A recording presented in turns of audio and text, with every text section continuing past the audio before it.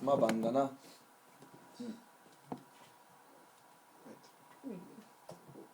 No, go. Go on. The sixth slide, of course, there's symbolic shape. Shiva Puran. Okay. Now,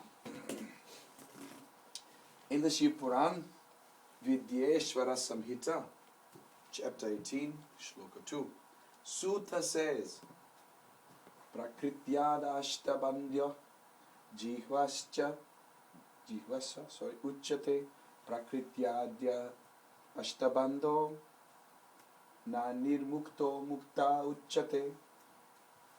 He says, to be, now the beauty of what we're learning now is we're going to have lots of clarity on the concept of Atma and Atma Karaka and Atma Bandha.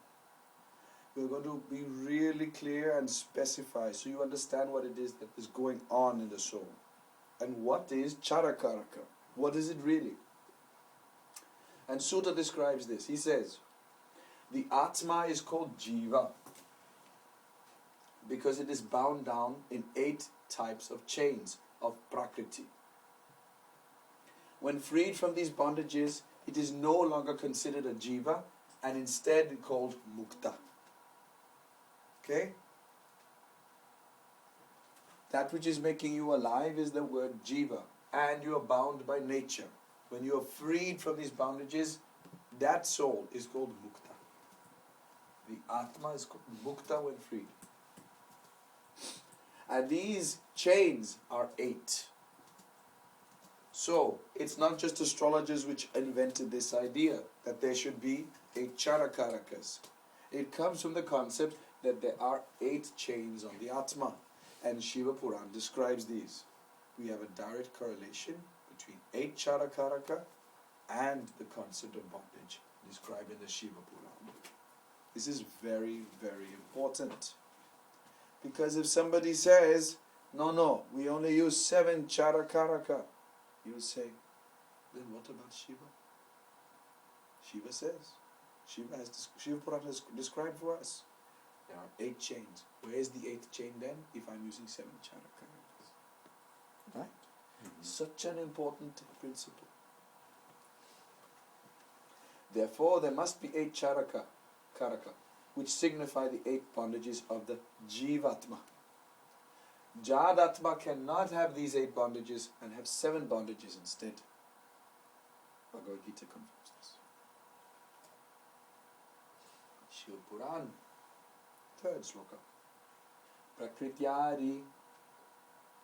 Prakrityadi vashikaro mokshaityu chate swatah badajivastu nirmukto mukta jiva sakatyate.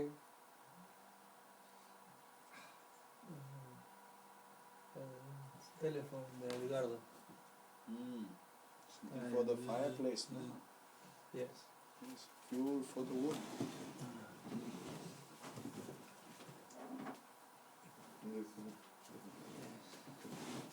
Wait.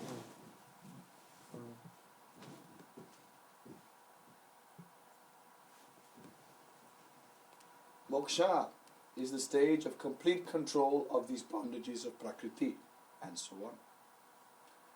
Oh, wait a minute. Moksha is the stage of complete control of these bondages of Prakriti. You're not supposed to break the chains. You're not supposed to run away from them and be freed from them. You're supposed to control them. Terminology is very important. We are being asked that these Achara-karakas, which are binding us in this life, we're not being asked to go away from them. We're not being asked to run away from them. We're not asked to break our relationship with them. We are asked to keep them under control. The problem is that they're not under control. Alright? That is what's going on. They are not under control. That is why we suffer. That is why we have problems from them. The Dharakaraka is not under control, so therefore we have issues with finances. Amatya Karaka is not under control, that's why we have issues with work. Alright? Any Charakaraka which is not under some level of control that we can agree to, that is where there's a problem. That's where we experience suffering. If they are under our control, then we are mukta. Then we're liberated. Right? Up until now, you may have had this idea, oh, one day I will be free from all this because I will live in the ashram and I'll do meditation every day until I leave this world and get moksha and everything. Leaving is not the answer. Leaving is not the solution. The solution is controlling these bondages. And we as astrologers have that ability. Because we can see what is the problem and give remedies. Hence the name Jivan Mukta Amsha. That is Jivana plus Mukta plus Amsha, which is referred to as the Ishta Devata. So when you see 12th from your Atma Karaka in an Amsha, we call that place Jivana Mukta Amsha. That's the name of it. And this name is not something we have coined. It is listed in the Chandrakala Nadi. So this name is actually used for 12th from Karakamsha. It's actually used for it. Shri Krishna refers to this state as the Avaduta Brahmana. To learn more about that, you should read the Tatri Upanishad. Okay?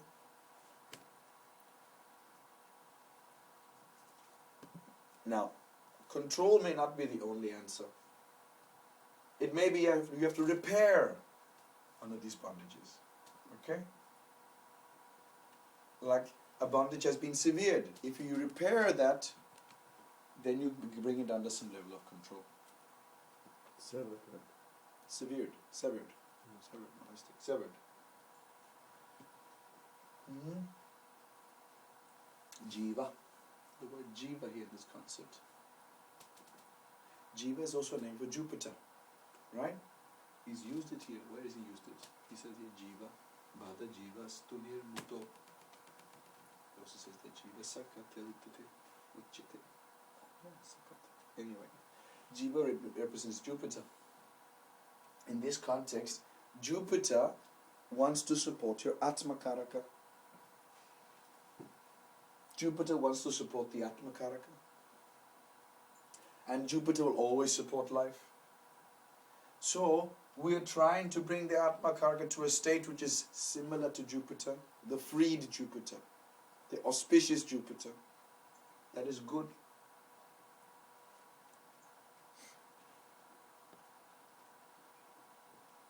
Atma Karaka itself is life, so Jupiter is supporting Atma Karaka all the time. So we have to analyze Jupiter in the chart also with respect to Atma Karaka.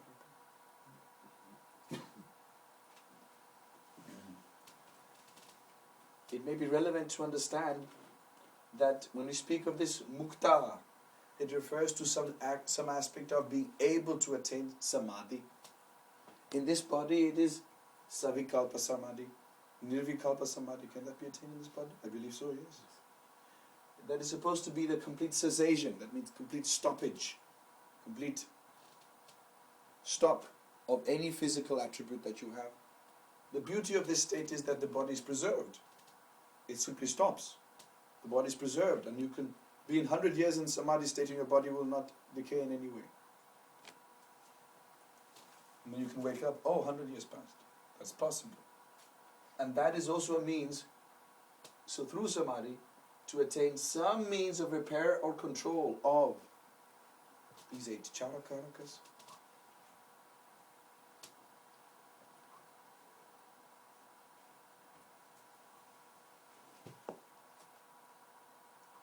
Let's learn about these. Let's learn about these various aspects. These 8 bondages. It says, Prakritya Greta Tato Buddhir Ahankaro Gunatmaka. Now, we have here listed 3 aspects of this bondage. One is Prakriti. This is symbolized by the moon. What happened? This is symbolized by the moon. Okay. It says budir, buddhi. So there's another one called buddhi, a bondage called buddhi, a chain called buddhi. And there's ahankara, which is another bondage. So we have here prakriti, buddhi and ahankara. In addition to this, we have the 5 tanmatra that refers to tattva. So we have the 5 tattvas. Now, it's easy to allot the grahas of the 5 tattvas to this list. Akash tattva will be Agni, Surya, Manga, Jala, Shukra, Venus. Okay? Vayu, Shani, Shani. Who's left? Prithvi, Mercury, Mercury, Buddha. That gives us 5 grahas. The remaining 3 are Sun, Moon and Rahu. We have to allot them to the remaining of these 8, of which we have learned there is Prakriti, Buddhi and Ahankara. Now, it is relevant in this for us to start considering. Prakriti, which is nature of the being, symbolized by the moon, makes sense, right? Nature. If you were to put either moon, sun or Rahu on Prakriti, which would you choose? Would you choose moon? That makes sense, right? That makes sense. But how about Buddhi and Ahamkara? Do you think Ahamkara should be Rahu or Buddhi should be Rahu? What do you think? Well, ahankara we would translate loosely into ego, right? Yes. So that's where the difficulty comes, because differentiation is also Rahu, isn't it? To some extent, And yes. differentiation and ego is very well connected to each other. If you don't discriminate, you will not have any ego. Good point. So from that point of view, I'd say you can allot it to Rahu. So you're saying Ahamkara could be Rahu? Could be Rahu. Not that it should, but it could be. No, you see this, we just listed here, this could be for copyright protection. So you have to start thinking, which is right? Is Rahu Ahamkara or is Buddhi Rahu? No, it's right the way it's allotted. Why? Because buddhi I would translate into like not the mind but more thought process and differentiation. Thought process. Something like that. Maybe I'm wrong. I'm probably wrong. Yes, then? So No, sun cannot be Buddhi based on that. No. That would be the argument against sun being Buddhi, right? Yes. What do you say? I say the sun because when you start believing that I am in control of everything, and you use the word I, that's Ahamkara. ego. Yeah. So sun should be Ahamkara based on that. That's what you're Ahamkara. saying? Yeah. I agree. I agree with this. I agree with this order. Yeah. That one is Some right. people argue that in Faladipika, by the author Mantreshwara, that Rahu is supposed to symbolize the ego. So how would that? Some people say that. But the translation says ego, but the Sanskrit does not say ahamkara. You should keep that in mind. In Faladipika. But it says ego. More, I think Rahu could point to Ahamkara issues, but not Ahamkara itself. Maybe that could be. But that opens up a whole philosophical discussion, doesn't it? Because the very essence of ego would be to differentiate yourself from others. The moment that differentiation dawns in a child, that's when their ego dawns. When they're very small and they have no ego, they don't see any difference between me and you and anybody else. In fact, the Gita speaks in length about that the ahamkara arises after buddhi. It's very important to understand that context.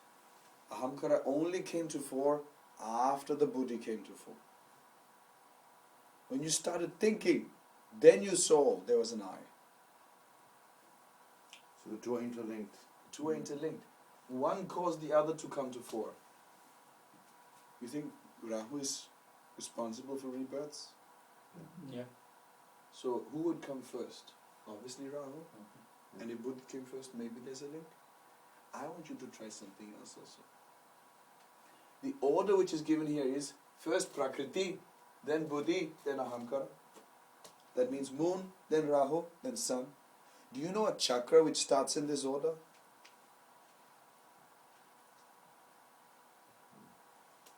Think about it. Is it Dig chakra? Is it Vara chakra? Is it Guna chakra? Is it Kala chakra? Is it how many chakras? Nakshatra chakra is also there. Kala. Ashtotri chakra. Oh, let's see. Kala chakra. Let's Yeah. try. Kala is north, Yes, then Chandra. Rahu, North is then moon. sun. Chandra. Then Rahu in Sun. northeast, then North, sun in then east. Yeah. Exactly. So, this order is not given arbitrarily. In fact, they were expecting us to know how to make this order. They were expecting us that when we read it in this order, which is a bit peculiar, first Prakriti, then Buddhi, then Ahamkara, they were expecting us to know that if you know the Kala chakra, you know how to place this. Because otherwise it would be first the mind. I mean first Then first Buddhi, yeah, yes. first the Buddhi and then Then the Ahamkara, then the Ahamkara. Prakriti, Yes. then the Panchatan Matra Yeah. of the Prakriti. Exactly. Normally it will be like that. So this is actually very intuitively placed. Now he says that the Buddhi and Ahamkara are Gunatmaka. That means they are with Guna. They are manifesting through the Guna. When you go into Samadhi, then the Buddhi is freed from the Gunas. And when you come out of Samadhi, Buddhi is engaged in the Gunas. So, the Buddhi there is the one stuck in the Gunas. Important stuff. Okay. Now, let's see what's more. so we must all become nirguna, then we have no problem. 5 Tanmatra are the 5 states of physical existence. Mars to Saturn symbolize these. Together they are the 8 sources of bondage that form the body or the self. The body process creates karma and karma creates the body in a never-ending cycle of birth, death and rebirth. This is the bondage. Now you can also know, based on which is your Atma Karaga, what is the main bondage on your Atma Karaga? Which graha? Now do you have your list? Rahu is Buddhi, Moon is Prakriti, Sun is Ahamkara. The rest are based on Tattva.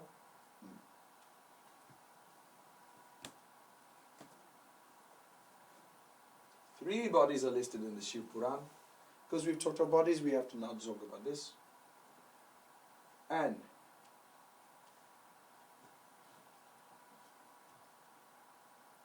these 3 bodies you have already been taught about in some level in the past.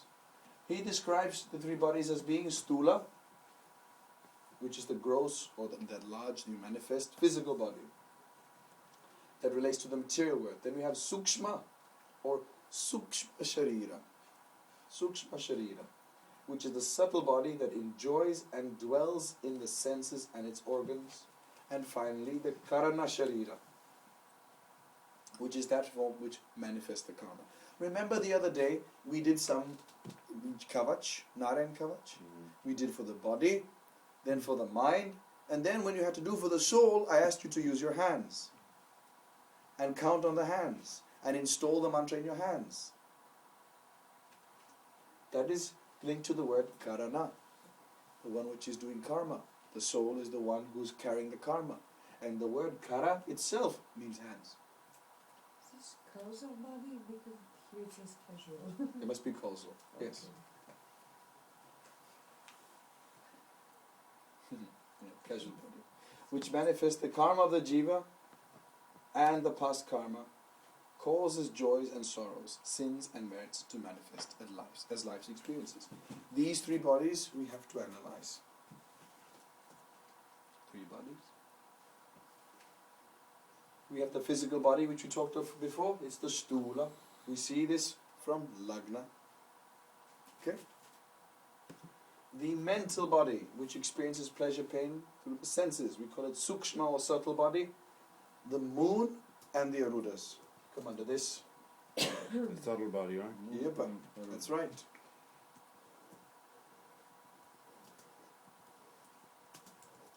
Then there's the soul body, the root cause for the manifestation of the experiences, and which in the process of manifesting ends up creating more karma. So that Atma is just creating more karma. Sweet. When trying to manifest its own karma, it keeps creating more karma. And it is the Karana or Chara Atma Karaka, the soul body.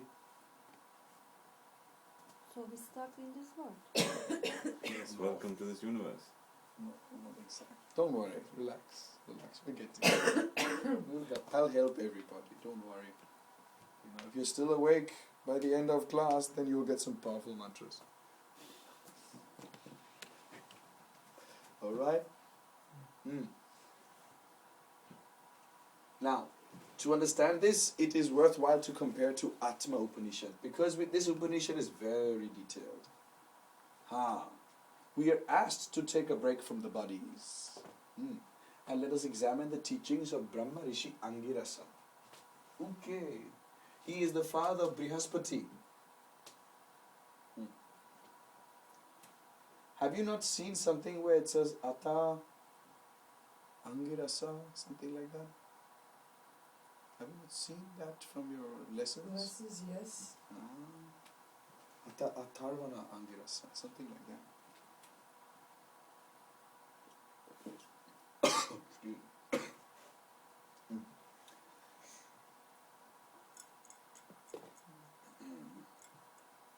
You recall?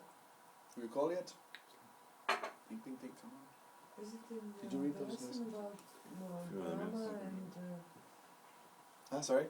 was it in the lesson about Brahma and number 6? And, Brahma and oh. it was in there because that's the one I really found. You were given a mantra and he was the Rishi.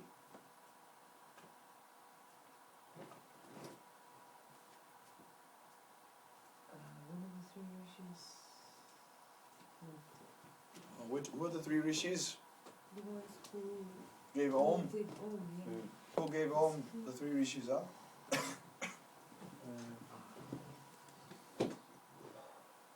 Ooh, guys. Come on. Chandra. Ush. Chandra? Who? No, Chandra. no. Chandra didn't give Om. He's not one of them. No. Yeah. Durvasa, no? Was that third?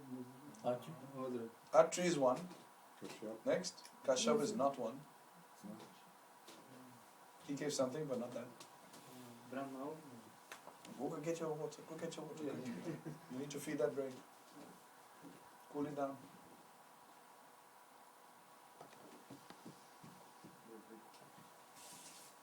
You're looking for the book?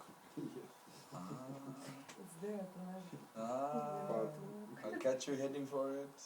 Small pause. Small pause.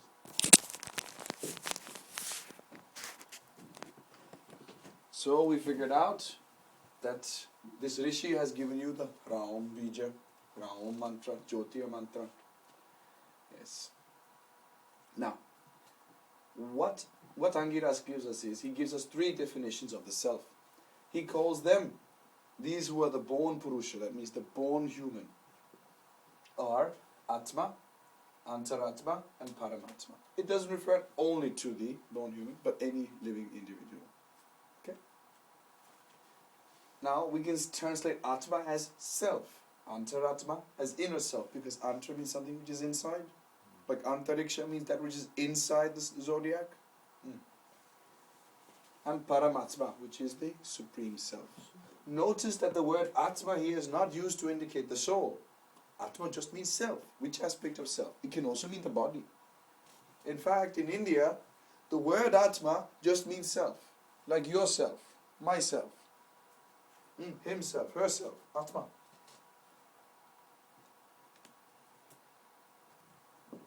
And this is used in common language.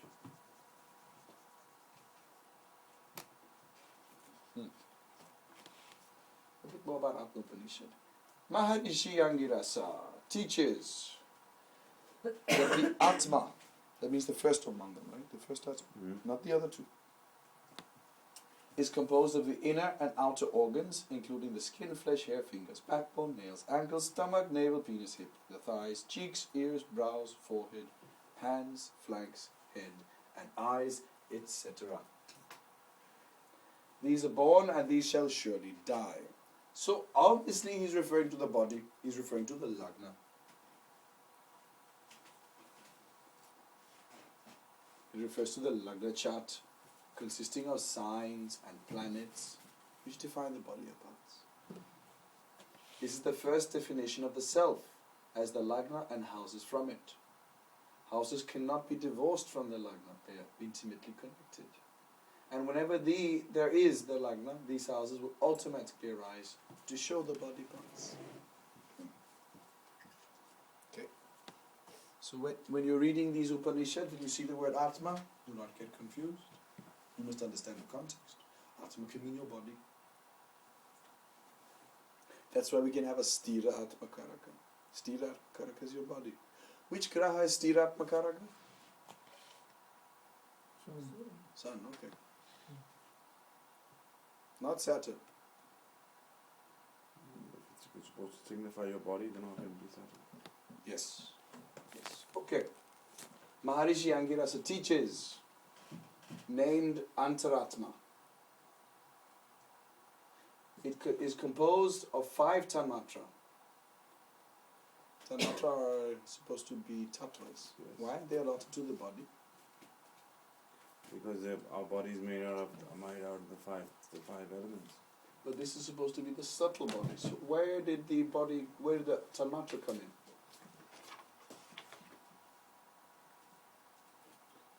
Great question. Is this another piece of copyright protection? No, study it carefully. Let's see what it says here.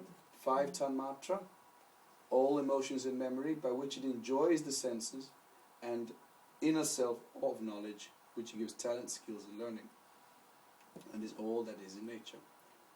This is the ancient spirit that ponders all philosophy and makes choices. These 8 elements of Prakriti, Buddhi, Ahamkara, and the 5 tanmatra define the subtle mental body and the soul body. Therefore, the Antaratma is the Manas and Jiva. Do you see how this is slightly different from how Shiva Purana is building this up? Right? This Antaratma is supposed to be the mind and the Jivatma. So here the two are put together. Yes. This is the spirit. Remember I said, there is a soul, mind and body. The soul and mind come together to form the spirit. So in what you're saying, it would imply that we carry our mind with us. Then how can our minds change from one body to the next? Well, you get a new Atmakaraka, don't you? Yes, but that's just the same mind still, just figuring another direction. No, because if the Atmakaraka changes, then the soul may not carry the same mind with it. The spirit is detached from its soul, from its mind. The spirit is detached from its mind, whereby it solely is the soul at that stage. So it no longer becomes manas and jivatma. Well, when it gets mukti from itself, then it's not. No, you're right. But at in its stage of being an Atmakaraka, then it has manas and jivatma. So you mean we take it off and leave it there until we reincarnate again? Then we get a new one. We take the same body and mind, but with a new aspect, a new Atmakaraka. That's what We you may say. not have the same body. No, not the same body, but we get a new aspect on the same mind. Yes. Which is a new Atmakaraka. Yes. The mind is different though. It's a new mind. Because it's a new mind trying to interact with the same old soul, it's a new Atmakaraka. And confusion. Confusion starts. Paramatma. Now you see, Paramatma cannot be our soul. Right? It cannot be our soul. So this Antaratma has to be our individual soul. Spirit, if you may. And this Paramatma is the golden truth. The third is named the Paramatma or Supreme Self, imperishable, and the object of upasana by pranayama, pratyahara, dharana, dhyana, and samadhi. The entire Ashtanga Yoga is implied by this. The Supreme Self is like the seed of the banyan tree, or a grain of millet, or 100th part of a split hair, we say. Unknown, unborn, immortal, neither dried, wetted, nor burnt, nor does it tremble, neither divisible, nor does it sweat. Like Purusha, it is beyond guna, a mute spectator to life, ever pure and alone, hence unsullied. It's not touched. Subtle beyond senses and omnipresent, beyond conception and invisible, he purifies the impure and has no caste nor color. Neither is the self the actor, nor can it be subjected to the material empirical existence. So this is obviously not Atmakaraka. Okay, am I allowed to ask questions? Of course you are. Because I find this very peculiar, right? We say it's unknown, unborn, immortal, so on and so forth. Yet we can contemplate on it. So our contemplation implies that we can contemplate it. So it cannot be unborn, and I know it is, but it's just peculiar that we say it does not exist, yet at the same time it exists, because in our mind we are described as 100th part of a split hair. Isn't that a contradiction? Depends on which type of dhyana you're doing. Okay? There's saguna dhyana and nirguna dhyana. When we learn nirguna dhyana, then we have to figure this thing out. As long as we're doing saguna dhyana, this is not a problem. I mean, I don't mind implies a problem, I just think it's very interesting. I think it's very interesting too. In fact, it implies that we have a difficulty even reaching this because we are subjected to having saguna in our dhyana. Saguna means it's trying to get a form or get an element, get an essence, get an attribute. And if something doesn't have attributes, then obviously it's a dilemma. It has its form because it is described as 100 part of split hair. That Yes. implies that there is something, maybe not physical, maybe subtle, but it has some kind of form or dimension. So No. it's not so, nowhere. Yes, it is, because then a little bit further down it says, beyond conception, which means I cannot perceive it, yet I'm being told what it looks like. It's invisible, yet I've been told how what's the width and height of it. So it's this contradiction in itself that what makes this thing very, very amazing. Which it's implies, in essence, that the beginning of meditation on this starts from here. And the realization becomes this. Yes, it's going from one mind to big mind to no mind. Yes. Okay. We have to start somewhere. So the initial part is helping us to gain a dhyana, gain a means to perceive this. And then, as the mind dwells on this in its meditation, it reaches this state of understanding. Okay? All right.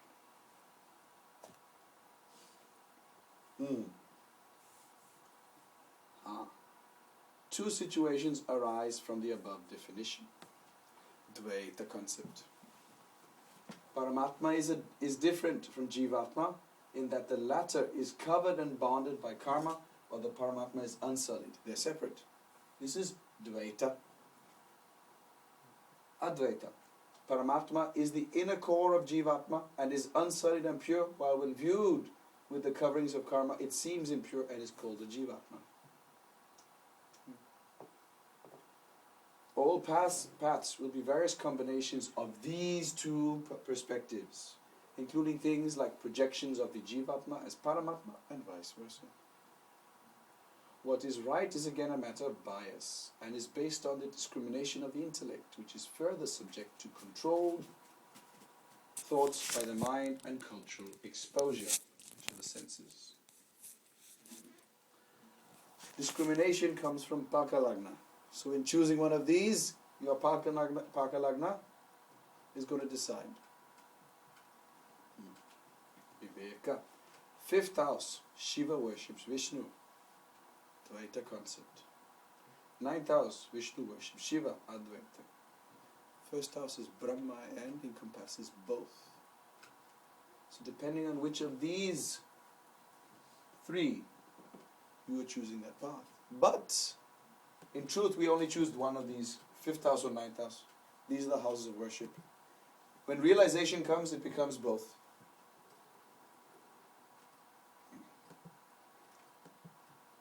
It is interesting that those people who worship Vishnu believe in Dvaita and are supposed to be like Shiva. So though they try to avoid worshipping Shiva, they are like Shiva.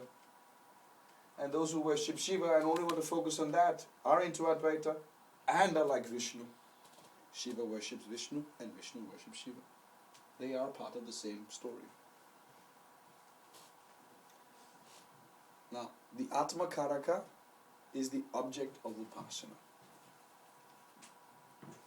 Hence, all worship is seen from Atma Karaka. Your 12th house from Atma Karaka is more likely to define which path you believe in. If there's a connection between Atma Karaka and Ishta Devata, you are likely to believe in Advaita. Sorry, if there is a connection of Atma Karaka and Ishta Devata, you are more likely to believe in Advaita. If there's no connection, you are more likely to believe in Dvaita.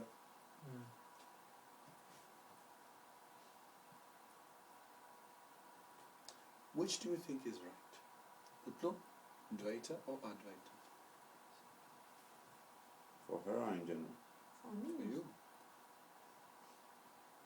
first of Shiva, Dvaita. Dvaita. Yes. That means God is different. Right? Yes. You believe this? Paramatma is different from Jivatma in that the latter is covered and bonded by karma, while the Paramatma is unsullied. They are separate. Yes. Okay. Diego, what do you believe? Advaita. Advaita. No question. What do you believe, Sandeep? Combination between both. But what do you believe? What seems closer to your heart among these two paths? How do you perceive God? That one that encompasses all of them. Sadashiva. Sadashiva. But can you but let me Or ask Vasudeva. let me ask in a slightly different manner. When you worship God, do you believe you are as pure as God? No. Okay. When you worship God, do you believe God is an inner part of your own soul and which is already pure? In a part of my soul. Hmm. In a part of my soul, but at the same time everywhere. So it's more Advaita, which Advaita. it's not Dvaita. Do you agree? Sounds like that? Aya? Advaita. Dvaita. Onion? Advaita. Dvaita. Dennis already Advaita. It's a given. Yes. So only Mutla and I are believing in Dvaita. We can stick together. We will win. We'll defeat them. Let's see. Break.